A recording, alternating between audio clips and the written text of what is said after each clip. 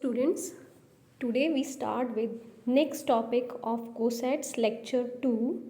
In this topic we will study more theorems on cosets. Last time हमने lecture में किया था coset की definition, what is left coset, what is right coset and basics theorems about coset. अब उसी के ऊपर based next theorems हैं. If H is subgroup of G, then prove that there is 1-to-1 correspondence between any two right cosets of H in G.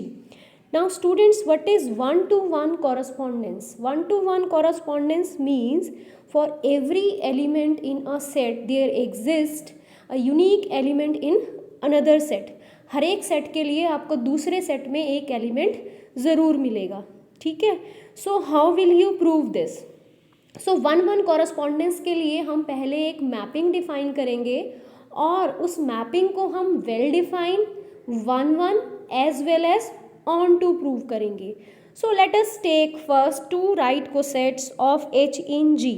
Let HA and HB be the two right cosets of H in G. और AB हमने कहाँ से लिया? Group G में से, where H is subgroup of G. Now we define a mapping. The mapping is defined as F of HA, FHA goes to HB such that F of HA is equal to HB for H belongs to capital H. Now we will prove that F is well defined. How will we prove that F is well defined? हम क्या करेंगे? हम H1A is equal to H2A से start करेंगे और and up कहाँ पे करेंगे? Mapping of F of H1A किसके इक्वल प्रूव करेंगे? F of H2A. अगर हम ऐसा प्रूव कर दें तो फंक्शन क्या हो जाएगा? Well defined. So let us take H1 H2 be the two elements of subgroup H and such that they both are equal. H1A is equal to H2A. ठीक है. राइट को सेट, सो आपके पास राइट कैंसिलेशन लॉ से A cancels with A and you have H1 is equal to H2. Now post multiply with B. So you have H1B is equal to H2B, which is again equal to F of H1A is equal to F of H2A. So this implies F is well defined. Clear students? Now we will prove that F is 1-1. अब किसी भी function को 1-1 prove करने के लिए आप क्या करते हो? Let us take two points x1 x2 and if f of x1 two values, if f of x1 is equal to f of x2, then x1 should be equal to x2. Only then function is 1-1. So इस case में भी let us suppose that f of h1a is equal to f of h2a.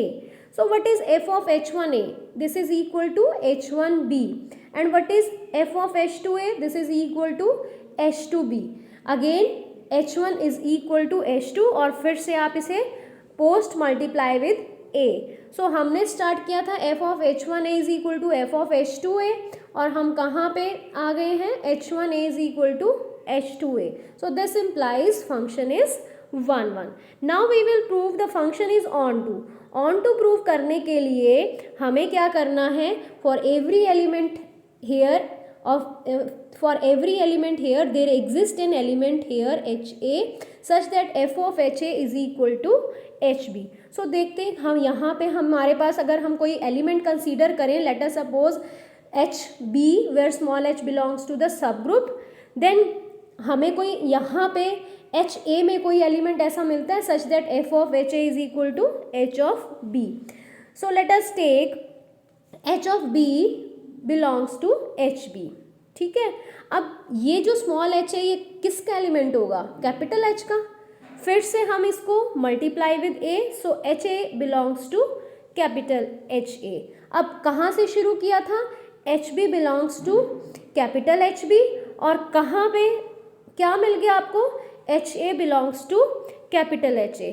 So for every element HB in capital HB we will get HA in HA such that f of HA is equal to h of B.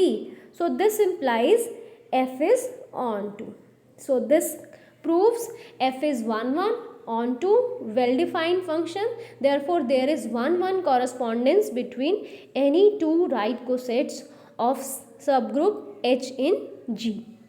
Next is next theorem. If H is a subgroup of G, then there is 1 to 1 correspondence between the set of left cosets of H in G and set of right cosets of H in G.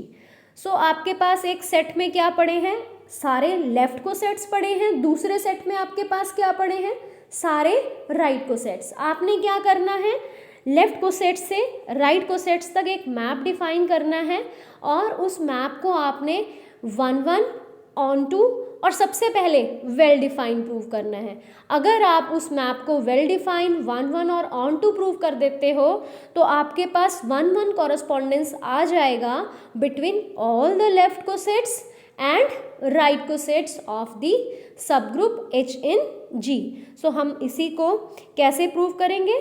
So let us take a function f from the set of left cosets of subgroup H in G to the set of right cosets of H in G. Clear students? So यही हमने कहा था कि हम एक function ले लेंगे कहाँ से कहाँ तक, लेफ्ट कोसेट से राइट कोसेट्स तक, such that this function is defined as f of AH is equal to HA inverse. अब देखो A किसका एलिमेंट है, G का, तो A इनवर्स भी किसका एलिमेंट होगा, G का, because G is a group और A का इन्वर्स क्या होगा, A इन्वर्स. सो आपके पास ये लेफ्ट को सेट है और यहाँ पे सारे राइट को सेट्स हैं. So we will prove firstly that F is well defined. How will we prove well defined. Let us take AH and BH be two left cosets of H in G where AB belongs to capital G such that they both are equal, and we will prove F of AH is equal to F of BH. यही करना है हमने well define के लिए.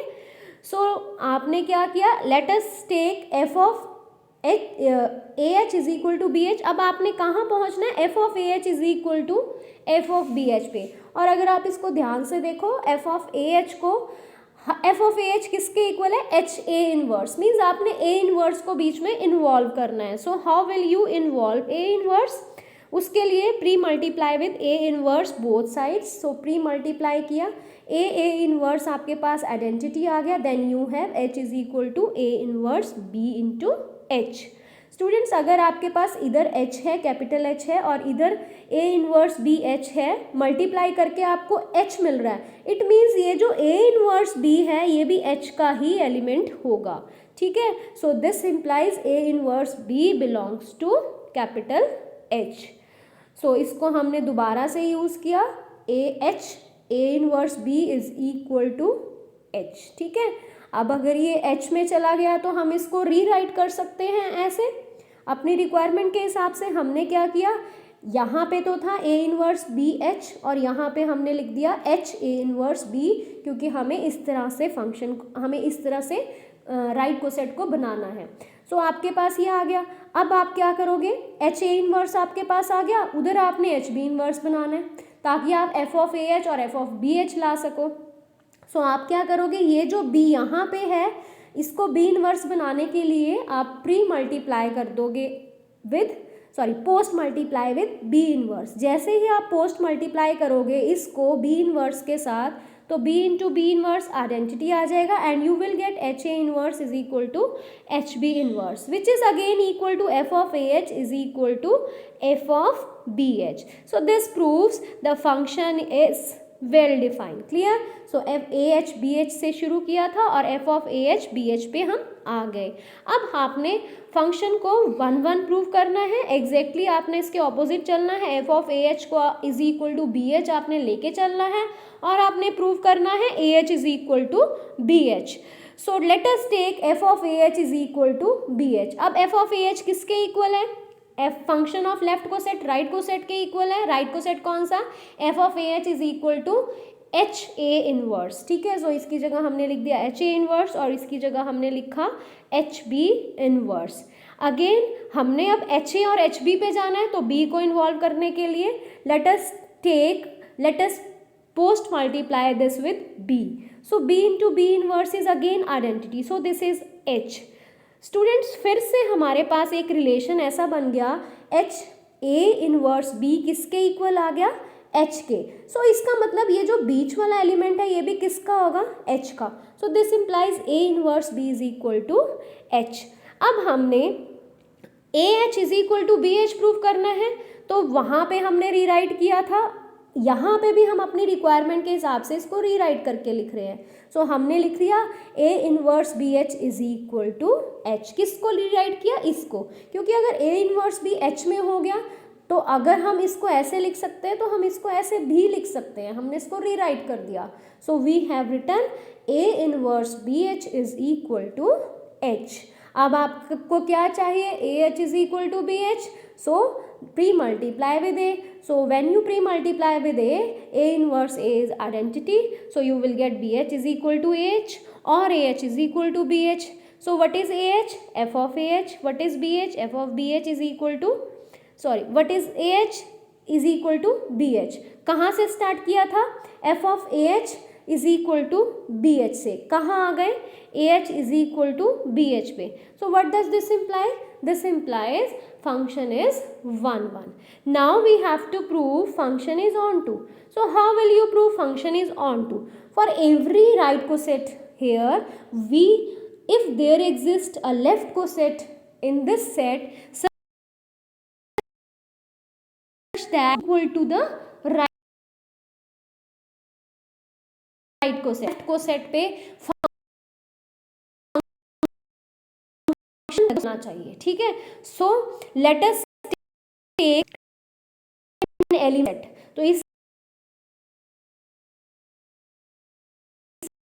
Set of H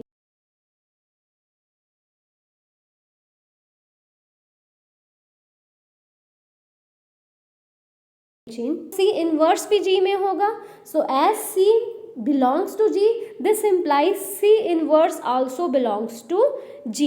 ठीक है. अब हमें C inverse G का एलिमेंट मिल गया तो हम एक लेफ्ट को सेट बना लेते हैं. सो लेफ्ट को सेट बन जाएगा, मल्टीप्लाई कर लो लेफ्ट साइड पे. सो C inverse H is a left को सेट. अब HC के लिए हमें एक लेफ्ट को सेट तो ज़रूर मिल गया.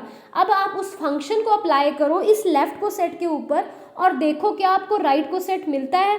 सो फंक्शन कैसे अप्लाई हो रहा है, जब आप इस फंक्शन को अप्लाई करते हो तो आपके पास f ऑफ AH किसके इक्वल आ जाता है, HA inverse. So what is f of C inverse H equal to, so f of C inverse H equal to H of C inverse का इनवर्स. यही होगा ना, A का इनवर्स बन जाता है. सो आपके पास जब आपने इस फंक्शन पे अप्लाई, इस फंक्शन को अप्लाई किया लेफ्ट को सेट पे, so f of C inverse H is equal to H C inverse का inverse which is equal to C. क्योंकि ग्रुप G का एलिमेंट है तो अगर आप इन्वर्स एग्जिस्ट करता है तो उसका इन्वर्स भी एग्जिस्ट करेगा. ठीक है. सो H of C inverse is again C. So it is HC. What is HC? HC is a right को सेट. सो हमने HC इन्वर्स एक लेफ्ट को सेट था, सॉरी C इन्वर्स H एक लेफ्ट को सेट था, उस पर जब आपने फंक्शन को अप्लाई किया तो आपको एक राइट को सेट मिल गया HC. So this implies that C inverse H is a pre-image. For every right coset, for any right coset of H in G, there exists a left coset in the set of left coset C inverse H such that f of C inverse H is equal to HC. So this implies f is onto. So again f is 1 1, onto as well as well defined. So therefore there is 1 1 correspondence between between left cosets of H and right cosets of H in G. So this completes the two theorems on 1 1 correspondence. So thank you for watching the video. We will take more examples and theorems on the next topic in the next video. So till then, take care. Bye bye.